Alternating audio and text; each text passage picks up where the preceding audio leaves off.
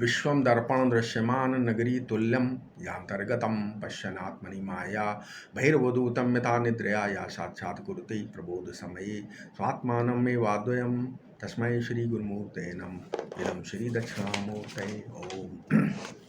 इस वीडियो में उपादान कारण बता रहे थे ना। तो उपादानवादी भी दो प्रकार के होते हैं। क्या? अंतरंग उपादानवादी और बहिरंग उपादानवादी।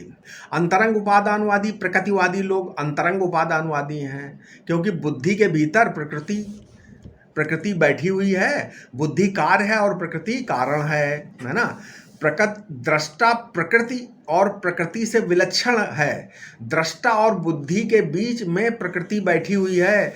विज्ञानवादी बौद्ध भी अंतरंग उपादानवादी हैं। ईश्वरवादी भी अंतरंग उपादानवादी हैं। वास्तव में तो जगत का निमित्त कारण और उपादान कारण दोनों ब्रह्म ही है, और दोनों ये ब्रह्म में माया से मालूम पड़ते हैं। किससे? माया से मालूम पड़ते हैं। किसी ने पूछा कि सृष्टि किसने बनाई? अच्छा, सृष्टि तो है, अब ये कब पैदा हुई? ये दो बातें हैं। आपने पहले से मान ली है ना। अब पूछते हो कि सृष्टि किसने बनाई, पहले ये पूछो कि सृष्टि है या नहीं है, और सृष्टि बनाई गई या नहीं बनाई गई, है ना। अच्छा, सृष्टि क्या है ये बात और है, किसने बनाई ये बात दूसरी है। आप अपने आप बन गई ये तीसरी बात है। समझ में आया? तो सृष्टि सृष्टि बनाई ये आरंभवाद है। क्या हो गया? आरंभवाद। और सृष्टि बन गई ये क्या हो गया? परिणामवाद। और न बनी न बनाई और न है, केवल भान मात्र ही है, ये क्या है? विवर्तवाद। ठीक है। जैसे रस्सी में सांप न बना न बनाया, रस्सी के अज्ञान से सांप भास रहा है, ये क्या है? विवर्तवाद है। अब इसको दूसरे ढंग से समझो। क्या? जन्मादस्यता में जन्मादि के साथ कोई क्रियापद नहीं है ना। अथातो ब्रह्म जिज्ञासा में भी कोई क्रियापद नहीं था, अतः क्रियापद का अध्याहार करना पड़ा, है ना।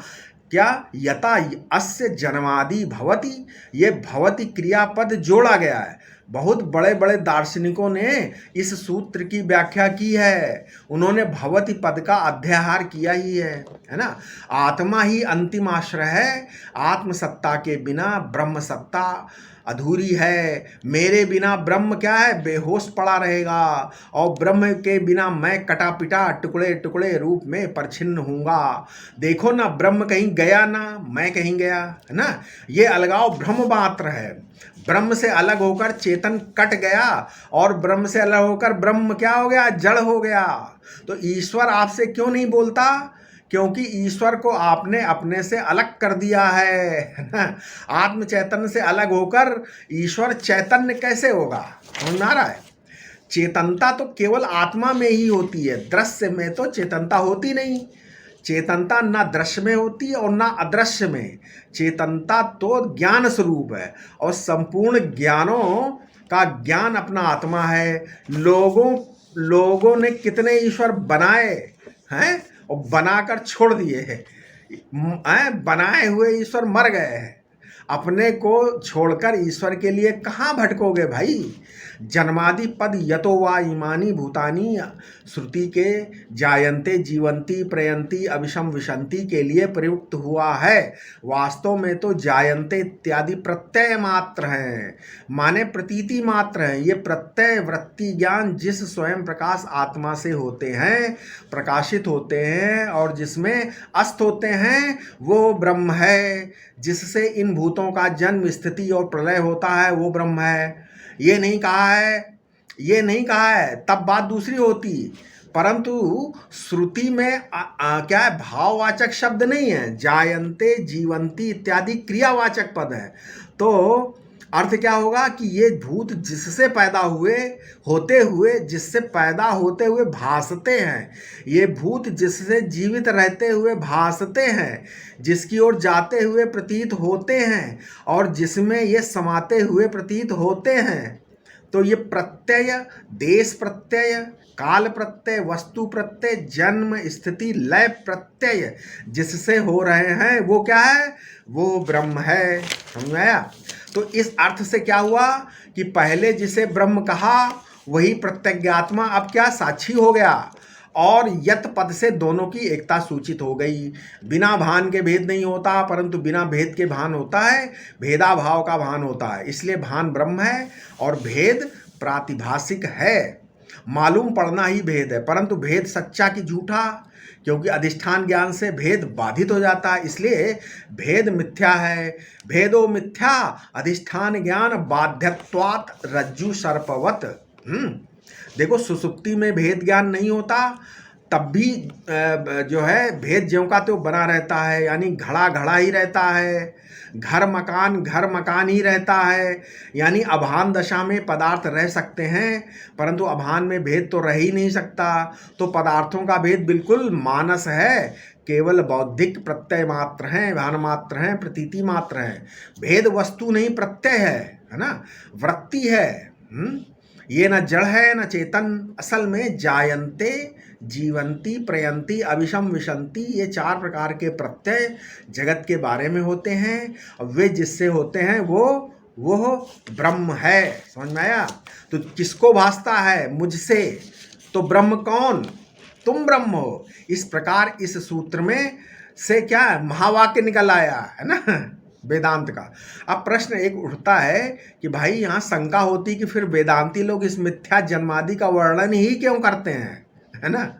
जब मिथ्या तो क्यों वर्णन कर रहे हो? तो उसका उत्तर है ये मृदु उपचार है। यानी यदि कार्य कारण भाव से ही ब्रह्म समझ में आ जाए आप लोगों के, तो ये मृदु उपचार होगा ना। वेदांती ऐसे समझता कि काम क्यों आया, काम उत्पन्न हुआ आपके हृदय में तो क्यों आया? दूसरे को सुंदर गुणवान समझने के कारण। तो उसको गुणवान सुंदर क्यों समझा? द्वैत में गुण बुद्धि होने के कारण। अच्छा, द्वैत में गुण बुद्धि क्यों? द्वैत में सत्यत्व बुद्धि होने के कारण। तो ये द्वैत में सत्यत्व बुद्धि भ्रांति है। इसलिए यदि ये भ्रांति दूर हो जाए तो काम वासना की आत्यंतिक निवृत्ति हो जाती है, हो जाए, है ना। तो यत जो वस्तु है वो न पैदा होती है, न स्थित वाली होती है, ना ही किसी में वो लीन होती है। कोई वासना कामना नहीं है, वो परिपूर्ण और आप्त काम है, वो ब्रह्म है। अच्छा, स्वस्ति एक शब्द आता है। स्वस्ति का अर्थ क्या होता है? स्वस्ति का अर्थ वही होता है जो सत का होता है, हैं? स्वस्तित्व विनाशिनाम, निरुक्त में दिया है कि स्वस्तित्व विनाशिनाम, निरुक्त के अनुसार जिसका कभी विनाश ना हो उसको क्या बोलते हैं? स्वस्ति, है ना। स्वस्ति माने सु धन अस्ति, जिसका अपने में कभी अदर्शन न हो, जिसका अस्तित्व सुष्ठु हो, स्वस्थ हो, निरोग हो। तो सत का अर्थ क्या हुआ? अविनाशी सत्ता, अबाधित सत्ता, ऐसी सत्ता जिसका अस्तित्व किसी प्रमाण से कट न सके। और चित्त का अर्थ क्या हो गया फिर? चित्त अर्थात ज्ञान स्वरूप, जो संपूर्ण ज्ञानों, संपूर्ण वृत्तियों के मूल में अद्वितीय ज्ञान विद्यमान है, वो चित्त है। अब आनंद का क्या अर्थ हुआ? तो जो संपूर्ण सुख कणिकाओं का, सुख बिंदुओं का स्रोत है, समुद्र है, वो आनंद है। इसके बाद ये एक शब्द आता अद्वय। अद्वय का क्या अर्थ है? सत्य, चित, आनंद, ये तीनों, ये 3 नहीं है, एक ही हैं और इनके सिवाय कोई वस्तु ही नहीं है। तो जो सच्चिदानंद परमात्मा अद्वय है, मतलब ज्ञान वृत्तियों का समूह, आनंद बिंदुओं का समूह, अस्ति अस्ति अस्ति वृत्तियों का मूल सत, वही अद्वितीय ब्रह्म है। कार्य कारण के विवेक में कार्य अनित्य होता है और कारण नित्य होता है, परंतु ये ध्यान रखना चाहिए कि कारण ब्रह्म नहीं है ना। कारण ब्रह्म नहीं है। कारणता ब्रह्म में क्या है? आरोपित है। कारण और कार्य का भेद जिसमें अध्यारोपित है, वही अधिष्ठान ब्रह्म सत्य है। समझ में आया? तो कार्य और कारण दोनों क्या है? कार्य और कारण दोनों ब्रह्म में उपलक्षण है। सत्ता की अनंतता में कार्य कारण आकाश में 2 नीलिमाओं की तरह विवर्त रूप में दिख रहे हैं। सत्ता में चेतन भी है और आनंद भी है, परंतु यदि चेतन और आनंद का विवेक किए बिना ही यदि कार्य कारण का विवेक करें तो एक ही कार्य और कारण के रूप में विवर्ती होकर क्या दिख रही है। तो इस विवेक का फल क्या होगा कि देह और उसकी धातु दोनों ब्रह्म सत्ता के विवर्त आपको अनुभूत हो जाएंगे। तो कार्य और कर्म में भी भेद है। क्या है? कार्य और कर्म में भी भेद है। क्या? कार्य स्वयं कारण में उत्पन्न होता है और लीन होता है, परंतु कर्म तो कर्ता अपनी बुद्धि में उल्लेख करके तब करता है। जैसे रोएं या रोम निकलने से पाप पुण्य नहीं होता है, आपके शरीर में रोम निकलते हैं तो उससे पाप पुण्य कहाँ होता, नहीं होता है। किंतु यदि आप किसी को गाली दे दो, मार दो, ये तो जानबूझकर मारा है गया है ना, तो इसका पाप पुण्य तो लगेगा ही। तो कर्तृत्व भी दो तरह का हो गया। कैसा? पहला जीव का अल्प कर्तृत्व तथा दूसरा ईश्वर का सर्वज्ञ रूप, सर्वशक्तिमान रूप कर्तृत्व। मतलब अल्पकर्ता और महान कर्ता दो सिद्ध होते हैं। ठीक है, अब इसके आगे हम अपने अगले वीडियो में बताएंगे। ठीक है, ओम शांति शांति शांति।